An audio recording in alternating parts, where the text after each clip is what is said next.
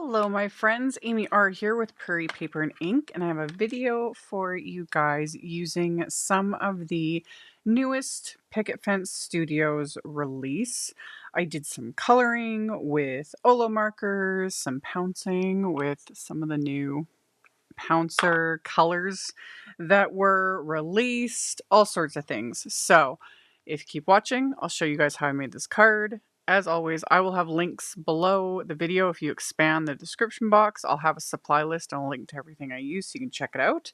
And yeah, just keep watching and I'll show you guys how I made this. Alrighty, so I'm using the new Picket Fence Studios Dear Summer Loving stamp set. This stamp set does have a coordinating die set as well, and I'll link to that. I didn't end up using it for this card, but it is an option. So I just have some Simon Says Stamp smooth white cardstock, and I just put it in my MISTI, and then I stamped this image with Simon's Intense Black ink, which is an alcohol marker friendly ink. And then this first little bit here, this is real time. This is the speed or lack thereof that I color. I'm going to super speed this up in editing because I'm not showing anything really groundbreaking. And yeah, I'm using Olo markers to do my coloring. Any alcohol markers are going to work, or if you want to do watercolor, stamp it on watercolor paper, watercolor. Like, we have so many options now, it's awesome. I have been really enjoying my Olo markers. I do use them as, I call them little stublets. That just means I haven't connected them. It bugs people that I do it like this because it just looks like I'm giving myself a hand cramp. Trust me, I'm not. If I was, I would connect them, but my OCD just, I don't like having two different colors. And yeah, I've kind of explained it in videos on my channel, but yeah, so far I like using them just like this. If Olo does come through though and does fine tips, that's what I'm waiting for. Because if they do a fine tip version, I will get them and then I'll connect them. So I could have a brush tip on one end and then the fine, like a bullet nib on the other. Oh, perfection. Hoping. I hear rumors that's happening later this year. Let's just hope, because that's what I want. Because I won't use the chisel nibs at all. I like these brush nibs. So I'm just being my weird self and using them as little stublets. Anywho.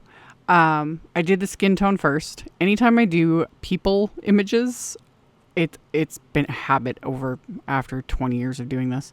I did the skin, the hair, her little accessories, her little floaty, so adorable. And then I start going in and coloring the underwater.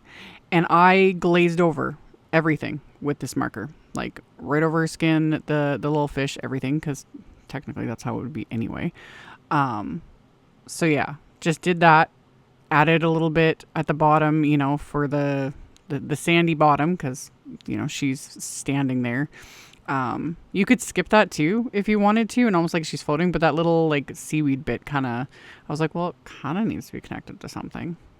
I always like start, and then my brain just starts going on and like creating like a whole story behind it, but it was like, you know, the seaweed could be just floating loose, which then would freak me out, because that's one thing yuck. I do not like swimming in open water. If something touches me, it's done. I'm done. Let me out. Anyway. I went along and colored all the things. And like, yeah, I just kind of kept my coloring simple. And then I started adding a little dotting detail. Like I started with the bottom, like on the little sand, because anything sandy, regardless of what type of method I'm doing for coloring, I like to add like dotting detail because, you know, it gives it texture. But with me, when I start adding dots for texture, I can't stop. And I'm going to go all out because that's what I decided to do for the sky. This wasn't my original plan. I was just going to like color it in. But then I was like, ooh, I do like the dots. And it gives just a fun effect. So all I do is just press the marker. I just make dots. More pressure, the bigger the dot. Smaller, light pressure, little tiny ones. So you vary it. So then it, you know, your eye is just not drawn to like a specific area. I use more than one color. Like I use like a medium blue, a very light blue. Then I started going around adding dots to all the other little images in the set on this stamped like scene. Because I was like I said, once you start, you can't stop. At least that's how I am. So I just kind of kept going back in, and then I went in with like a light blue green and added that, just kind of soften it a little bit, I guess. And once all the coloring was done, I just took my white gel pen, added random highlights, wasn't following any light source, anything. I just dots and highlights wherever I thought they needed it. The sand, of course, got extra little dotty bits, and then random little highlights, random little dots under the water, wherever I saw fit. So once I was done coloring, I trimmed this down with my paper trimmer. And after I trimmed it off and then off camera, I filled in the bottom and top because there's this white band at the bottom and at the top and it looks weird. Yeah, I just used the same markers, filled it in, to finish it. And then once that was done, I took this little, kind of seagulls, bird image from the set and just put it on an acrylic block, stamped it onto the background. And I then trimmed down just a piece of black cardstock to slightly larger than that panel. And then for my main background, I'm using one of the Picket Fence Coral to Aqua to Turquoise Ombre. It's got a long name, but it's one of their fabulous foiling toner A2 card fronts. So you can foil on those. Picket Fence has a video on their channel. It's great to use these toner card fronts with leftover foil, you've already foiled a background or a pattern, and then you have that leftover bit. You can use that on these card fronts, and then you'll see the negative space will show through, so you can see the color and the blending and everything. It's kind of a neat effect, but I also like using them just as is, and that's what I did here. I'm not using foiling or anything. I was just like, these backgrounds are pretty. So after I added the black matte to my stamped image, I'm just using this as a Tim Holtz, paper distressor. I go through phases with using this. I won't use it for a long time, and then everything gets distressed and roughed up. So I might be back on this kick again. We'll see. So I roughed up the edges of the black cardstock with that. I also roughed up the edges of the paper, the toner card front, with that as well, just to rough it up, give it some texture. Just doing some mixed media goodness. Why not? And then I adhered everything together. I let the glue dry and I pulled out my sewing machine. By pulled it out, I mean I put it on my desk because it sits behind me. Everyone can see it in my intros. I didn't even bother changing the thread. I had pink thread in it from whenever the last time that I used it, a couple months ago, whenever it was. And I just did, which it's hard to show on camera because my camera faces straight down, but I just did a zigzag stitch. And just randomly, I didn't sew around the perimeter like I normally would. I just did a zigzag stitch kind of back and forth a couple times, let the threads hang out. Again, mixed media, just having fun with it. I know it drives some people nuts that I leave the threads hanging out, but I like the look of it, and thankfully this isn't a sewing project. I don't got to worry about, my clothing falling apart or anything like that. So anywho, I did my little bit of sewing, and then I die cut the Find Me by the Sea wafer die set. The smaller words I die cut from just scraps of black cardstock, and then the big letters that spell the word sea I die cut from scraps of white cardstock and then stack them together. And then I'm just going to have to use my words to describe what I did, because all the footage of me adding ink to these and the splatter was completely corrupted. And I didn't discover that until sitting down after I filmed my intro, took the photos, everything, all of that footage is gone. So that's fun.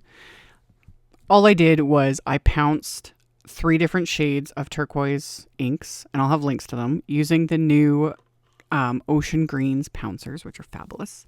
So I created that ombre on the words. I die cut everything, or I adhered everything to my card front, and then I added splatter, which again, camera tech issues, but I used the Picket Fence paper splatter liquid white snowflake, added that kind of heavily, and then I added a bit of black splatter with black soot distress paint, just a bit, and I let that all dry. And then on the inside of my card is a top folding A2 white note card, and on the inside of my card I stamped that image again, this time with the Tide Pool ink, which was the lightest shade of the inks I used to pounce onto the die cut letters. And then I took one of the sentiments from the set and I stamped that with black ink, and that finished off the inside of my card. And now I'm going to adhere the card front, because now the splatter is all dry, so I'm going to adhere the card front to the card base. So get that adhered into place. And I'm still trying to be careful just in case, because like the splatter was dry, but knowing me, I always manage to find the one that's not and like smearing it everywhere. So I've got everything adhered. And then as my final little bits of embellishment, I use these little gems from Picket. These are the Sands of Time ones. And I just stuck little gems right on the centers of the flowers. There's one in her hair and one on her little floaty. And then I also stuck a tiny little gem right on the lighthouse, like where the light would be. I just thought that was kind of cute. And then I also added some little black clay hearts from my like just go-to, the Neutral Hearts embellishment mix from Picket Fence. So I just took the black ones and stuck a couple of these onto the card base and then adhered them into place. And that finished off the card. So a quick video from me. It would have been longer, but like I said, the footage just... I need to find the gremlins in my craft room that are just wrecking havoc with my tech.